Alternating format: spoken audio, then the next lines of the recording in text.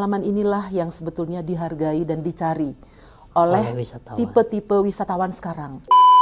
Bahkan sebuah tren ya di mana turis atau orang-orang yang traveling itu ingin membuat tempat yang dia kunjungi itu menjadi lebih baik.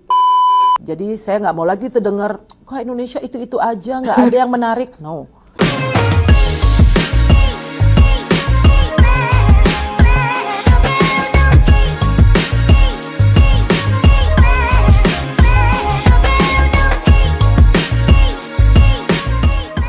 Halo rekan-rekan semuanya, kembali bertemu dengan saya Sunardi Panjaitan dalam program JPP Talk by Jaringan Pimpret Promedia. Hari ini kita bersama tamu yang sangat spesial, seorang woman inspiration woman di Kementerian Pariwisata dan Ekonomi Kreatif. Dan hari ini sudah hadir di samping saya Ibu Nimade Ayu Martini, Deputi Bidang Pemasaran Kementerian Pariwisata dan Ekonomi Kreatif. Selamat pagi, Bu Made. Saya panggilnya Bu Made ya, Bu? Boleh. Baik. Saya panggilnya Mas Sunardi atau Mas Panjaitan? Mas Sunardi. Mas Sunardi. Tapi kalau mau panggil live Panjaitan juga boleh. Oh gitu ya. Okay. Jadi Ibu Made ini, kenapa saya bilang sebagai inspiration woman bagi banyak perempuan di Indonesia? Kalau kita lihat dari profilingnya sangat luar biasa.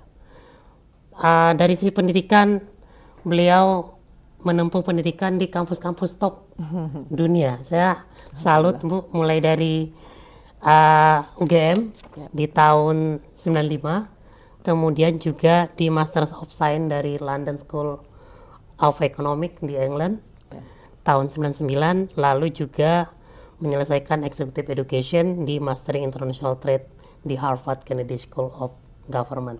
Ini luar biasa, gak banyak orang Indonesia mungkin yang juga bisa kuliah di Harvard, tapi Bu Made bisa masuk salah satunya. Kemudian dari sisi karirnya di kementerian itu mulai dari kementerian di luar negeri. Betul. Tahun 96 ya Bu ya, kalau nggak salah. Betul. Kemudian juga pernah di divisi perjanjian hubungan perdagangan luar negeri ya Bu, Direktur Ekonomi dan Lingkungan Hidup di PBB tahun 2004, lalu Eselon 4 di Biro Hukum, Kepala Bidang Berita dan Publikasi di Pusat Humas Atasé Perdagangan Indonesia di Washington DC. Ya, jadi ini untuk teman-teman yang wartawan yang pernah membuat berita soal hubungan Indonesia dan Amerika dan perdagangan, pasti pernah bersentuhan dan berhubungan dengan Bu Made gitu ya. Lalu sekarang sejak tahun 2022 betul, itu diamanahkan sebagai Deputi Bidang Pemasaran Kementerian Pariwisata dan Ekonomi Kreatif. Jadi Bu Made ini adalah marketingnya pariwisata di mata dunia. Luar biasa. Jadi banyaknya turis datang ke Indonesia itu tergantung Bu Made kayaknya. Strateginya seperti apa dan programnya seperti apa untuk bisa narik wisatawan asing ke Indonesia. Dan Bu Made, saya langsung tanya-tanya aja ya Bu. Ya, silakan. Ini kan baru-baru ini pariwisata Indonesia itu baru diposisikan di peringkat ke-22 dunia di Travel Tourism Development Index di World Economic Forum. Bahkan posisi Indonesia sekarang itu sudah mengalahkan negara-negara ASEAN lainnya. Betul. Malaysia, Vietnam, Thailand. Mungkin dulu kita sempat cemburu ke Thailand gitu karena banyak turisme lebih datang ke Thailand. Sekarang mungkin lebih banyak ke Indonesia. Nah, sebagai orang di Kementerian Pariwisata, Bu, sebagai seorang Deputi Pemasaran di Kementerian, bagaimana Bu Made melihat prestasi pariwisata Indonesia ini, Bu? Ya. Terima kasih banyak Mas Sunardi atas kehadirannya di kantor kami. Jadi betul sekali, tadi Indonesia itu tahun ini mendapatkan gelar gitu ya, ranking ke-22 terbaik di dunia. Luar biasa. Dari 119 negara yang disurvei dan dinilai oleh World Economic Forum. Jadi ini prestasi yang luar biasa dan kita semua perlu bangga dan tidak hanya dari Kementerian Pariwisata dan Ekonomi Kreatif. Ini adalah kinerja capaian dari seluruh Indonesia gitu ya, karena kan pariwisata itu adalah sebuah ekosistem gitu. Jadi kita bangga, perlu bangga karena dari segi penilaian tersebut kita meningkatnya luar biasa ya, 10 peringkat dari yang sebelumnya dan betul di Asia Tenggara ini mencuat lah gitu. Jadi dari segi kita apakan ini? Kita udah mendapatkan ranking yang baik. Jadi kita harus tentu saja pertahankan dan kapitalisasi. Artinya di mata dunia Indonesia ini sudah dianggap kemajuannya dari segi pariwisata, travel and tourism gitu ya. Oleh karena itu ini menjadi modal nih kalau saya sebagai marketer jadi modal nih untuk kita berpromosi lebih banyak lagi. Nah dari sana tuh kita lihat nih kategori-kategori apa aja sih yang bikin Indonesia itu mencuat gitu ya. Salah satunya, nah ini penting ya untuk dicatat ya oleh semua masyarakat kita juga biar tahu bahwa pemerintah meletakkan prioritas terhadap sektor pariwisata. Jadi priority untuk travel and tourism itu kita nomor 3 di dunia. Artinya negara-negara di dunia Indonesia itu dianggap salah satu negara yang meletakkan prioritas di dalam sektor ini, sektor pariwisata ini. Kelihatan sih sebetulnya bagaimana beberapa tahun terakhir kita menetapkan misalnya 5 super prioritas untuk pengembangan destinasinya.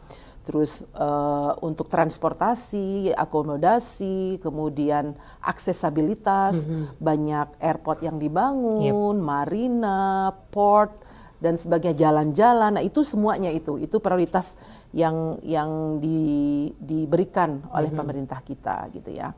Kemudian yang lain adalah, nah ini sebetulnya sebuah anugerah. Jadi bagi Indonesia karena satu dari budayanya, dari alamnya, dari kekayaan alam Indonesia itu dinilai sangat tinggi. Jadi ini adalah berkah sih kalau ini. Nah, kalau kita tidak manfaatkan dengan baik, ya berarti kesalahan kita lah ya. Nah, inilah kita harus memanfaatkannya dengan baik, tapi harus selaras lah ya. Nilai-nilai untuk lingkungan, kemudian secara sosial dan budayanya juga kita harus tetap jaga, kemudian tentu saja memberikan profit atau kemanfaatan bagi Indonesia. Itu sih sebetulnya beberapa hal. Tapi ranking ini semoga nanti kita akan tingkatkan lagi ya, kita inginnya begitu. Karena pasti masih banyak PR nih. Salah satunya nih PR-nya yang dilihat atau dinilai oleh World Economic Forum ini adalah mengenai hygiene ya atau keamanan dan kebersihan gitu. Ini belum baik, dianggapnya belum baik. Sebetulnya ini bisa menjadi cambuk buat kita. Artinya di sektor pariwisata, di industri pariwisata ini kita mesti memperhatikan hal-hal tersebut salah satunya. Jadi ITC juga, ICT. Jadi mengenai internet, jaringan internet dan sebagainya itu juga perlu ditingkatkan gitu. Tapi selamat kepada Indonesia, artinya ya kan Mas Sunardi, ini kita berbangga hati, capaian tertinggi lah. Karena 2013 kita ranking 70 Mas. Wow. Kemudian naik. Ini naiknya luar biasa Bu ya. Ke 42, kemudian naik ke 32 dan sekarang 22. Semoga insya Allah Hastungkare next adalah bisa lebih baik lagi. Mudah-mudahan bisa masuk 10 besar gitu ya Bu ya. Amin. Tapi tetap ada catatan ya Bu ya dari World tetap ada Economic Forum catatan, terkait dengan pariwisata Indonesia ya. Jadi tetap ada catatan dari World Economic dan semoga itu bisa juga menjadi perhatian para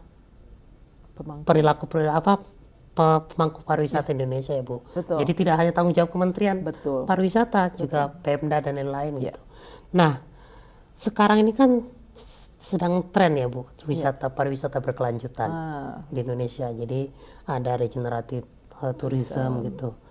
Apakah ini memang salah satu tren populer pariwisata ke depan menurut Bu Made? Ya, betul Mas Sunardi. Jadi setelah COVID ini kita perhatikan ya tren dari wisatawan itu berubah. Dulunya misalnya mereka suka grup gitu rame-rame, terus ke pantai, kemudian kan sun and sea gitu ya. Sekarang bukan itu aja, mereka justru sekarang ingin mencari pengalaman yang berbeda gitu, yang ditawarkan oleh destinasi maupun produk dari pariwisatanya. Jadi maksudnya gimana? Jadi experience gitu ya. Kami perhatikan nih sekarang orang-orang itu cenderung untuk menikmati alam tapi yang memberikan makna gitu ya. Contoh desa wisata. Desa wisata itu adalah salah satu produk ya yang akan dan sangat menarik bagi banyak wisatawan dunia karena menampilkan hal-hal unik dan khusus yang tidak dialami mungkin oleh produk-produk lain. Contoh, kalau ke desa kita kan pasti alamnya indah, cantik, bersih gitu ya. Kemudian yang kedua ada budaya di sana. Budaya misalnya pas lagi ke Sumatera Barat, budayanya kuat kan. Budaya kulinernya, budaya kekerabatannya, musiknya dan sebagainya itu adanya di desa gitu ya. Jadi pengalaman-pengalaman unik dan original inilah yang dicari sebetulnya. Nah, bagaimana dengan apa yang disebut sekarang dengan sustainable tourism gitu ya. Bahkan lebih lagi nih, sustainable itu kan pariwisata yang lestari artinya. Lestari dengan alam, dengan lingkungan dan budaya, lestari juga biar bisa mendapatkan benefit gitu ya atau profit gitu kan. Tiga ini. Tapi sekarang ada yang lebih lagi namanya regenerative tourism. Bahkan sebuah tren ya di mana turis atau orang-orang yang traveling itu ingin membuat tempat yang dia kunjungi itu menjadi lebih baik. Jadi partisipatif sifatnya. Contoh. Kalau saya misalnya jadi turis yang regeneratif gitu ya, yang pro regeneratif itu adalah kalau ke suatu tempat ngelihat sampah nih, kok kotor, kita pungut sampah tersebut. Kita biar tempat itu menjadi lebih baik. Nah, ini kesadaran ini penting sekali.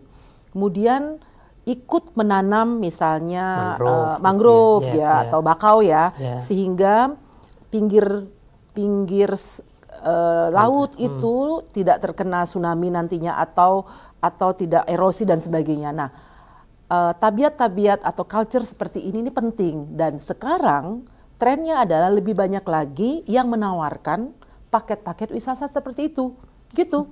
Jadi justru membayar dan para wisatawannya rela untuk membayar karena dia sadar. Nah, inilah yang kita lihat tren tersebut dan kami mengajak para pelaku di Indonesia, lihat Indonesia itu memiliki potensi yang luar biasa. Alamnya indah, budayanya kuat gitu ya. Ekonominya juga harus kuat gitu. Pariwisata itu bisa membuat hal tersebut. Jadi pariwisata itu sustainable banget sebetulnya, sehingga kita harus dukung dan lakukan dengan yang benar begitu. Nah, kami dari pemasaran memasarkan hal tersebut, mengajak wisatawan dari seluruh dunia, hey lihat dong desa wisata yang sekarang di kementerian sudah ada yang namanya Jadesta kan, kita masukkan dalam jaringan. Jadi dia punya network, sehingga dikelola oleh desa, oleh orang desa, benefitnya untuk desa juga. Nah, kalau desa-desa di Indonesia ini kuat, berarti kan soko guru kan ini. Jadi pariwisatanya kuat, pasti ekonomi kreatifnya juga bangkit, tumbuh. Karena ketika wisatawan ke sebuah desa atau tempat, dia pasti ingin beli oleh-oleh. Ya toh, misalnya saya nih dari Bali gitu, di desa di kabupaten saya di Manistutu namanya. Salah satu desa wisata juga, orang ke sana khasnya apa di sini nih, di Jembrana ini gitu kan ya. Nyari adalah terkenal oleh kakao di sana. Kakaonya, vanilinya. Orang ke sana pasti beli oleh-oleh dong. Oke, belilah dia itu atau kerajinan yang lain. Atau setelah itu karena indah dia stay lebih lama. Kalau nggak ada budaya mungkin dia pulang lebih cepat atau ke tempat lain. Tapi karena ada budaya nonton jegok dan sebagainya. Nah, pengalaman-pengalaman inilah yang sebetulnya dihargai dan dicari oleh tipe-tipe wisatawan sekarang. Mau healing sekarang ini, mau tenang, mau jadi yang berbeda. Nah, makanya tren-trennya itu seperti itu. Satu, destinasi di mana namanya destination less travel. Artinya di mana orang-orang nggak terlalu rame, justru banyak yang suka gitu. Jadi ada mencari nih tren-tren itu. Di mana namanya delicious travel, delicious destination. Di mana makanan-makanan, kuliner-kuliner yang enak itu orang berkunjung. Apalagi orang Indonesia nih, senang banget kuliner katanya kan. kita nyari tempat dimanapun di Indonesia pasti ada yang khas. Sekarang wisatanya wisata kuliner. Justru wisata kuliner, dan spendingnya juga kalau BPS terakhir bulan Mei kemarin bilang paling tinggi kuliner gitu ya, stand akomodasi lah ya, itu dicari. Ketiga juga tren yang kami lihat ini adalah namanya setting destination. Artinya kalau masuk film, TV, klip musik, justru dicari, Mas. Jadi banyak sekali negara-negara yang sekarang berlomba-lomba untuk menjadikan tempat mereka, negara mereka sebagai destinasi untuk syuting nih. Syuting film. Kalau udah masuk film terkenal, banyak. Saya baru kembali dari Solo kemarin, ada tuh di Laweyan ternyata pernah ada film yang terkenal di sana. Sekarang akhirnya turisnya berbondong-bondong ngelihat mau foto, mau selfie dan sebagainya gitu. Jadi kita ingin mendorong juga. Ini yang terjadi. Seperti kayak Bangka Belitung dengan Laskar Pelangi. Itu salah satu contoh terbaik mungkin di Indonesia, di mana Belitung yang mungkin dulunya sudah terkenal, tapi semakin terkenal dan semakin diapresiasi, orang datang berbondong-bondong untuk di sekolahnya ambil foto, kemudian kulinernya. Jadi akhirnya kontribusi pariwisata itu meningkat gitu dengan adanya kunjungan dari setting tersebut. Itu menarik, beberapa tren tuh. Menarik nih tren ke depannya. Tapi memang wisatawan Indonesia juga mulai mengikuti kayaknya Bu ya dengan tren itu ya. Betul. Jadi tidak saja ke Bali misalnya tidak lagi mencari tempat-tempat yang pantai-pantai gitu, tapi atau sudah mulai party atau pesta aja. Tapi juga mau ke arah sustainable. Jadi ikutan misalnya melepas tukik ke laut, ke pantai gitu. Jadi di Sanur ada tempatnya, di Nusa Penida, kemudian di Jembrana, di Perancak ada tuh. Jadi ini bagus sekali. Jadi partisipatif gitu. Nah, ini kan ada tren ya Bu, tren tourism, regenerative tourism itu.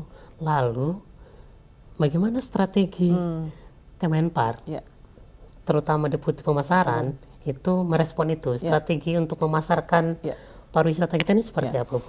Pertanyaan yang baik ya. Kalau kami melihatnya sebagai bagian dari strategi itu adalah edukasi. Bagaimana caranya kita mengeduket ya wisatawan tersebut. Sebenarnya wisatawan siapa sih? Semua orang adalah wisatawan. Masyarakat Indonesia, masyarakat dunia itu wisatawan sebetulnya. Pasti mereka traveling tuh. Pasti one way or another istilahnya. Nah, dengan mengedukasi itu mereka bangkit ya.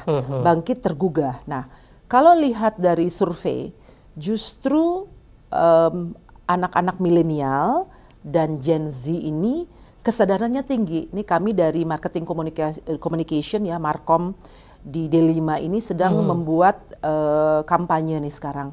Kita ingin mengadakan sebuah kampanye, segera kita ingin luncurkan, tapi sebelum diluncurkan kan kita harus survei dulu nih, ya kan? Harus dikaji, disurvei bener nggak, seperti apa, nanti takut gagal nanti, tidak sesuai. Nah, oleh karena itu kita adakan, jadi kita udah punya tagline-nya, kita survei, ternyata kita survei itu ada 2 tuh, ada pelaku yang kita survei, sudah siap belum untuk melakukan pariwisata atau produk-produk yang regeneratif gitu ya. Terus kalau Gen Z dan milenial ini kita tanya, mereka justru sangat setuju dan mendukung adanya regeneratif tourism ini karena mereka sudah terpapar dari sosial media dan mereka juga cinta misalnya naik gunung. Kalau lihat gunungnya bersih, mereka senang dong gitu. Kalau mereka diajak untuk mungut sampah, makanya sekarang ada kan anak-anak muda Pandawara, kemudian Sungai Watch gitu dan beberapa yang lain lagi, ini adalah contoh ya, yang justru anak muda yang mendorong itu. Nah, artinya apa? Tren ini bukan hanya tren ya, tapi udah menjadi bagian dari hidup. Nah, jadi oleh karena itu kami ingin pariwisata itu menyumbang positif terhadap kebersihan lingkungan, terhadap pemeliharaan budaya, terhadap pemajuan ekonomi. Sektor pariwisata ini bisa gitu. Kami tidak mau dilihat sebagai justru menyumbang yang negatif gitu loh. Oh, gara-gara pariwisata jadinya kotor. Kita nggak mau seperti itu, justru sebaliknya. Jadi marilah kita bersama-sama sebetulnya. Nah, Itu satu nih strateginya. Edukasi ya, Bu. Edukasi. Oleh karena itu kami juga mengeluarkan himbauan, anjuran, kemudian ada promosi elektronik di dalam sosial media kita. Kalau kita berkunjung gitu, kalau ada sampah, buanglah sampah pada tempatnya. Kalau ada sampah di laut, pungut. Kalau ada acara bersama dari hotelnya, dari ini, kunjungan sampah. Kalau bisa kunjungan yang dekat gitu. Kalau bisa kita makan atau mengkonsumsi produk-produk yang lokal, ya kan? Buah lokal, kuliner lokal. Kenapa? Kalau dengan lokal berarti kan kita membantu ekonomi lokal. Ekonomi lokal tumbuh itu baik. Jadi bukan barang-barang yang dari jauh diimport atau dijauhkan. Jadi emisinya, kalau misalnya bawa buah A dari satu titik ke dalam negeri gitulah, ke Jakarta, ini emisinya berapa nih? Tapi kalau makan buah lokal, salak dari Pondoh gitu, salak dari dekat sini gitu kan, itu dekat, nggak perlu transportasinya terlalu jauh. Nah, sebetulnya kesadaran itu penting gitu untuk. Jadi dari kementerian juga punya program nih yang namanya rantai pasok untuk mensuplai produk-produk ke restoran, ke hotel itu kalau bisa lokal. Jadi gerakan-gerakan itu sekarang udah ada. Itu menjadi tourism, Mas, jadi pariwisata. Jadi ada gerakan misalnya from farm to table. Jadi kita ikutan metik buah-buahan, sayur-sayuran, terus dimasak sendiri, fresh. Nah ini wisata minat khusus namanya yang jadi luar biasa perkembangannya, produknya juga berbagai macam, tapi juga pada saat yang sama bisa mendukung yang namanya regeneratif tourism ini. Jadi pariwisata di mana memberikan efek positif bahkan lebih baik daripada sebelumnya gitu. Dan ini kita lakukan melalui edukasi, melalui promosi. Promosi kita baru saja minggu lalu memanggil dan bekerja sama dengan para pelaku, travel agent, tour operator. Kita kasih destinasi-destinasi baru nih. Kita berikan dan ajak untuk mencoba produk-produk baru yang sustainable seperti ini. Kalau bukan kita mulai, siapa lagi gitu. Betul. Nah, konsumen kalau ngelihat itu dipromosikan dengan baik pasti beli. Karena mereka sebetulnya dari dalam dirinya itu sadar. Sudah diedukasi nih, udah terpapar nih. Habis itu beli dan cintai. Kemudian yang ketiga, kita punya gerakan nih namanya BBWI dan BBI. Ya, Bu. BBI itu Bangga Buatan Indonesia. Tadi saya bilang, biar dekat-dekat aja, lokal produk. Bangga berwisata di Indonesia aja. Hashtagnya #di Indonesia aja. Kenapa? Karena kita ingin orang Indonesia yang jumlahnya 275 juta ini kekuatan nih. Ya, kita harus mengetahui negara kita, mencintai negara kita dengan berkunjung di negara kita. Pemerintah telah membuat jalan tol yang panjang, kemudian airport yang banyak, kemudian port atau dermaga yang banyak, kemudian sudah mengundang investasi untuk membuat hotel, restoran, resort, membangun jaringan desa wisata, udah ada. Mari kita kunjungi negara kita gitu. Orang luar aja datang berbondong-bondong ke sini karena unik. Masa kita pergi gitu ya? Ya boleh sih, silakan. Tapi kan kita maunya karena pemerintah mengajak ke sini. Jadi melalui media kita ingin sekali mempromosikan negara kita ini. Gak usah jauh-jauh sebetulnya, di sekitar kita aja. Ini sekarang adanya digital nih, yang keempat nih. Caranya gimana nih strateginya? Using digital. Ini sudah dikasih sebuah tools yang luar biasa di dalam civilization ini pertama kali kita dalam sejarah kita ini memiliki sebuah teknologi yang cepat, murah. Yang kalau kita tidak memanfaatkan, malah kita dimanfaatkan nantinya. Marilah kita memanfaatkannya dengan baik.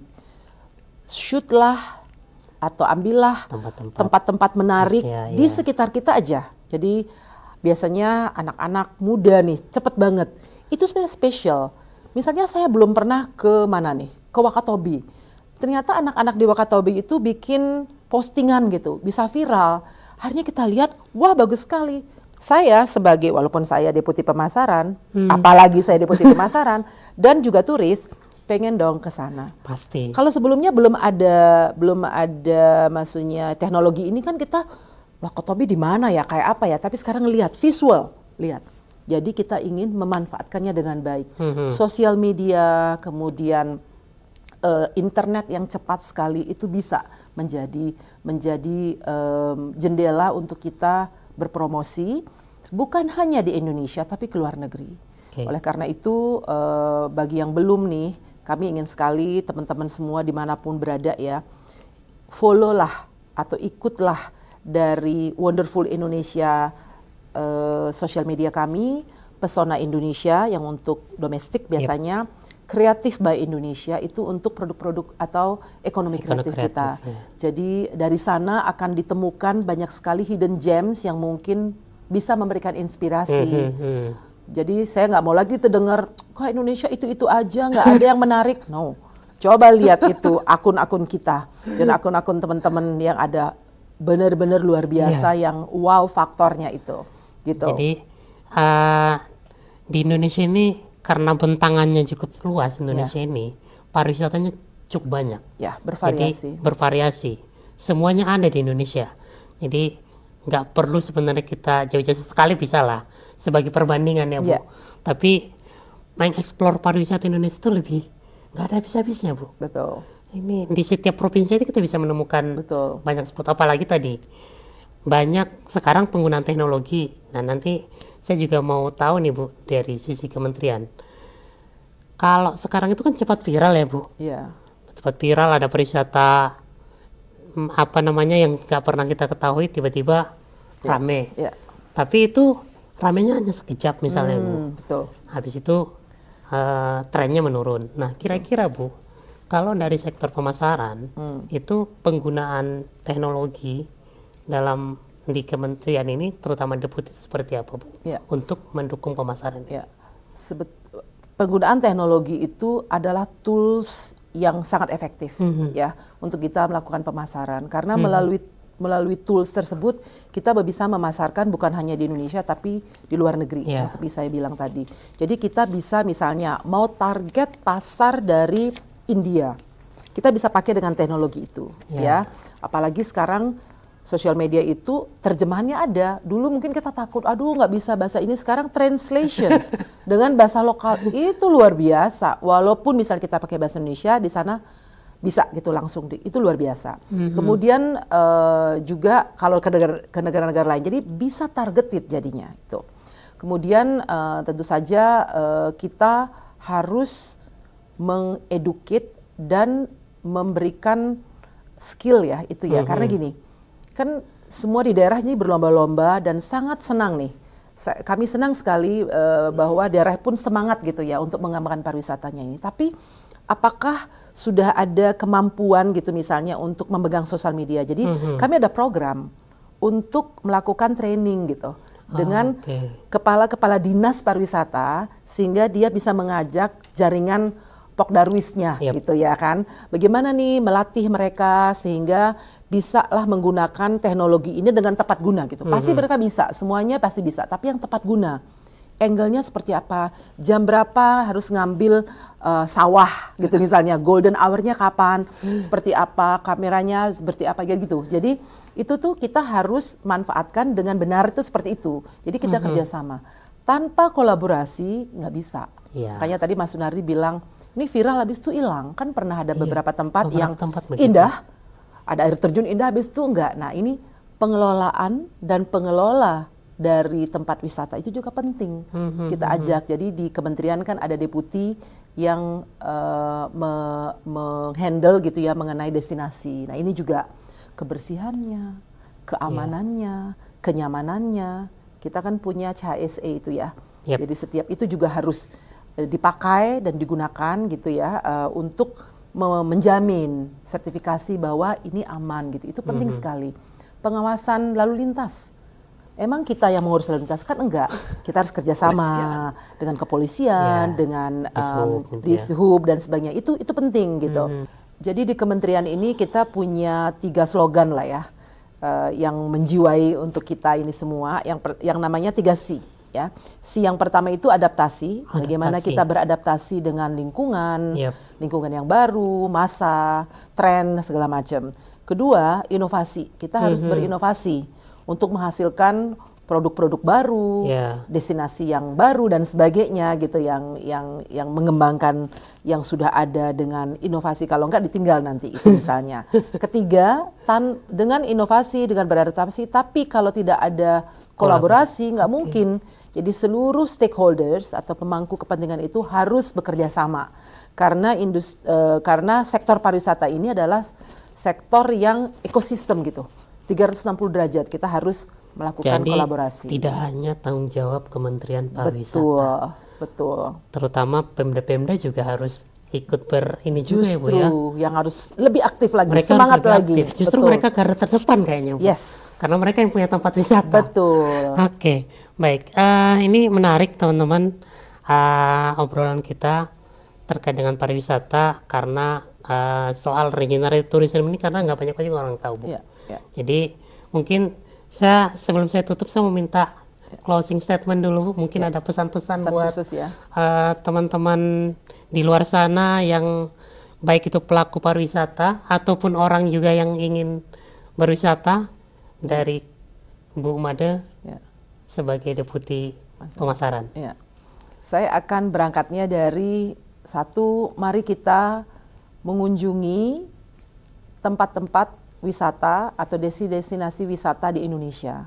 Karena Indonesia itu indah, luas, bervariasi. Kalau bukan kita, siapa lagi?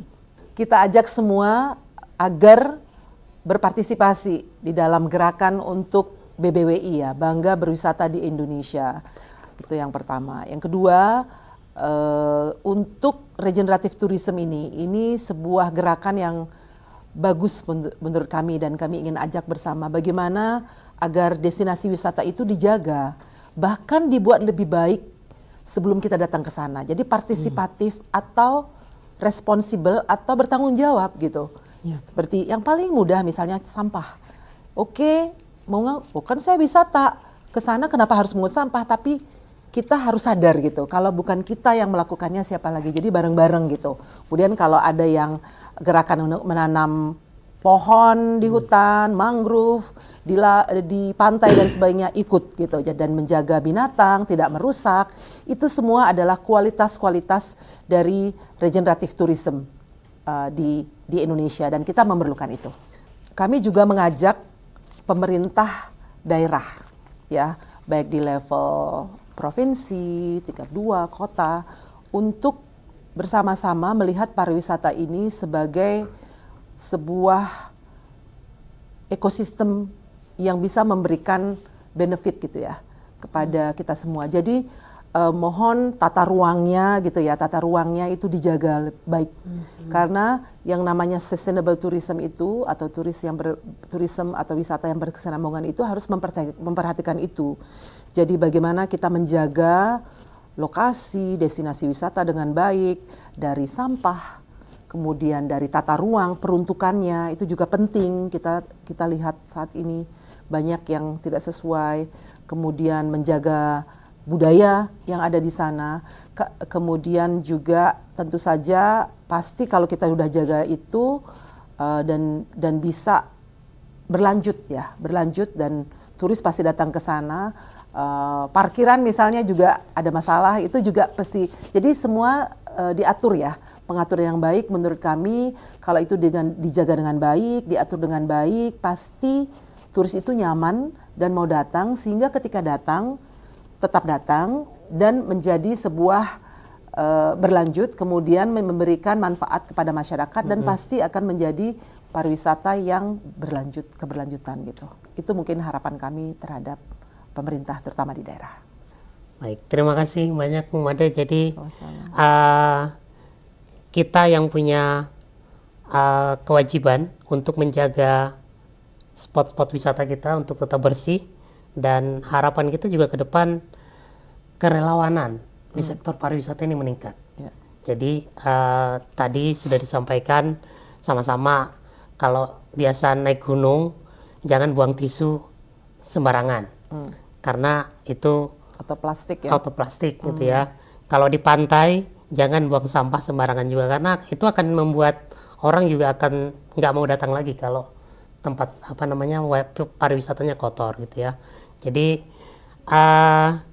satu masukan buat kita semua, terutama para pelaku wisata, karena tadi Bu Made sampaikan semua orang adalah wisatawan dan semua orang akan pergi berwisata. Dan mari kita sama-sama jaga wisata kita dan kita bangga terhadap pariwisata Indonesia. Terima kasih, sampai jumpa di podcast berikutnya. Salam bersama dengan saya Sunardi Panjaitan.